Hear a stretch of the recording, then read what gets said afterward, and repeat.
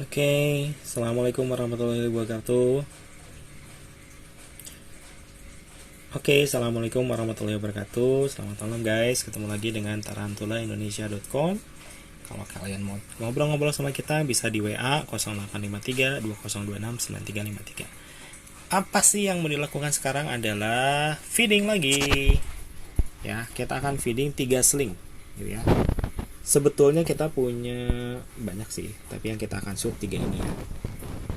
Ini adalah jenis Nandu Tripepi. Ya, ini jenis Nandu yang menurut saya kalau udah gedenya keren banget gitu ya. Rambutnya bakal tebal banget, ada krem gold gitu ya. Dan dia jumbo ukurannya.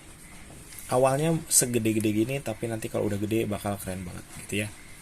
Nah, kalau teman-teman feeding dalam posisi seperti ini gitu ya, ini sebetulnya riskan karena di sana ada kolong gitu ya. Jadi ini kalau selingnya lari ke sana udah gitu ya, susah nyarinya gitu ya. Seharusnya kalau teman-teman ini mau feed, bagusnya sih di atas meja ya. Jadi kalau dia lari dia akan tetap nggak langsung ke lantai, dia akan ngebalik dulu di balik meja biasanya, sehingga gampang buat nangkapnya. Tapi ini darurat gitu ya. Oke.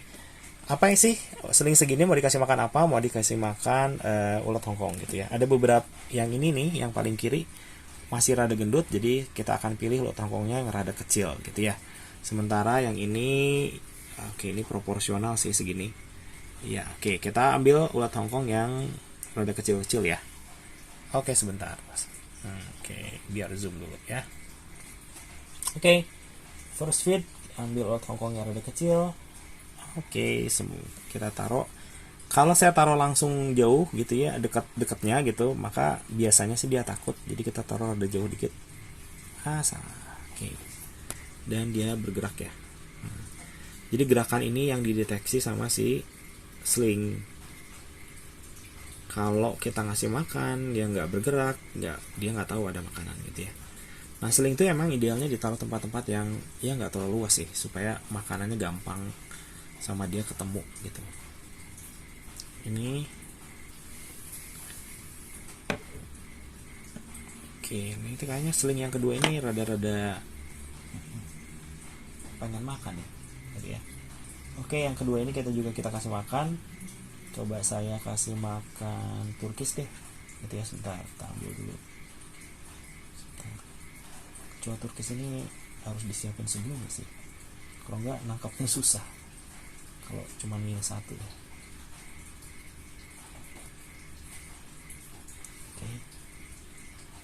Kita lihat yang kedua ini saya kasih turkis. Kebetulan turkisnya ada gede dikit sih.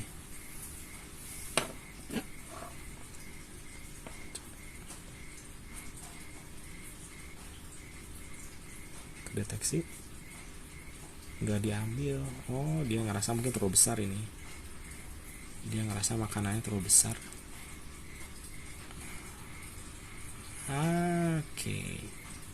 So I think this is too big for them.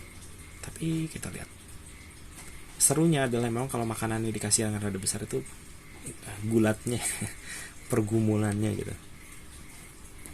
Sekalian aja deh yang sebelah satunya lagi kita kasih ulat Hongkong aja. Tapi yang rada kecil juga, yang aktif ya, supaya gampang kedeteknya ya. Yang satu mah langsung ya. Kita putar dikit biar kelihatan.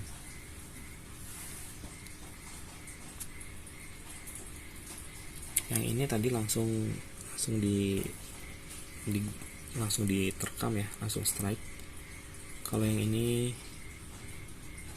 sudah di jari-jari tapi nggak diapa-apain sama dia.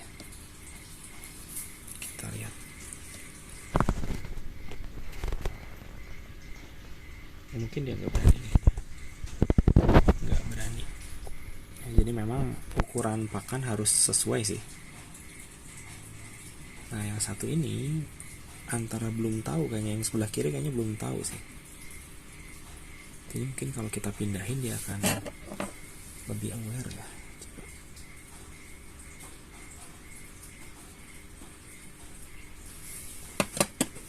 banget itu segitu, pasti udah tahu.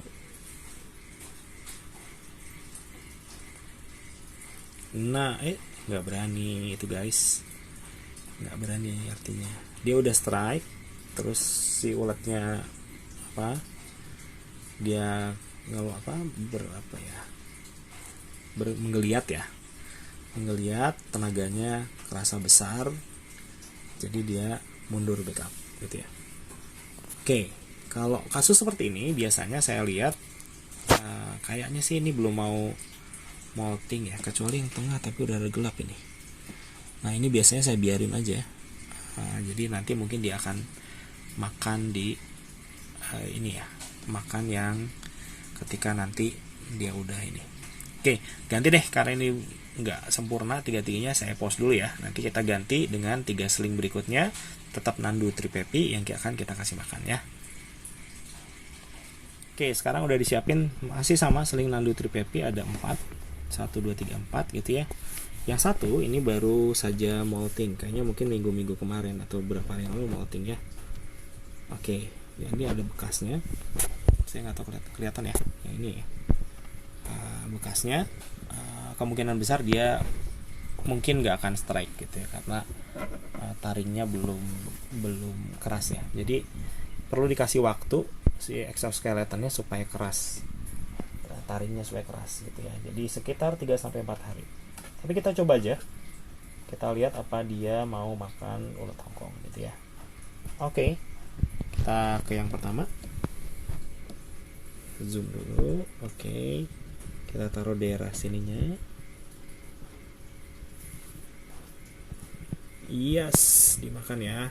Nah ini serunya. Oke, strike gitu ya. Ada sedikit bergulat tapi tidak seheboh biasanya ya. Yang kedua kita taruh juga, bergerak. Oke, belum bereaksi ya.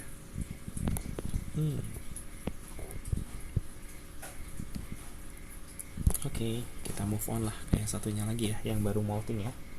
Saya pilihin yang kecil banget deh buat Hongkongnya, taruh di tengah.